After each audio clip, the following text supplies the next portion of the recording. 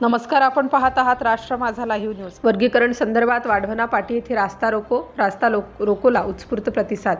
एकाच दिवशी उदगीर तालुक्यातील 8 ठिकाणी रास्ता रोको। उदगीर तालुक्यात अनुसूचित जातीतील उपवर्गीकरणाच्या मागणीसाठी सकल मातंग समाजाच्या वतीने उदगीर तालुक्यातील विविध ठिकाणी रास्ता रोको आंदोलन करण्यात आले।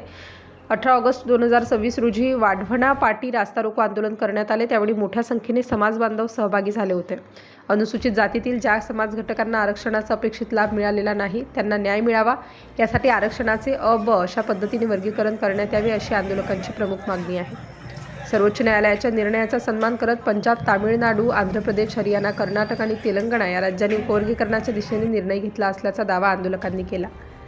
मात्र महाराष्ट्र सरकार उपवर्गीकरणाच्या मुद्द्यावर टाळाटाळ करत असल्याचा आरोप यावेळी करण्यात आला। आरक्षणाचा लाभ समाजातील वंचित घटकापर्यंत पोहोचावा आणि उपेक्षितांना न्याय मिळावा या मागणीसाठी आंदोलनकर्त्यांनी सरकारकडे तातडीने निर्णय घेण्याची मागणी केली।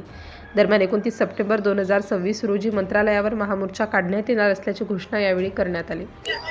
आज 18 ऑगस्ट 2026 सामाजिक आरक्षणाच्या विरोधात मातंग समाजाला हे स्वतंत्र आरक्षण मिळावं। अनुसूचित जातीच्या ज्या 59 जाती आहेत या 59 जातीमध्ये प्रगत आणि अप्रगत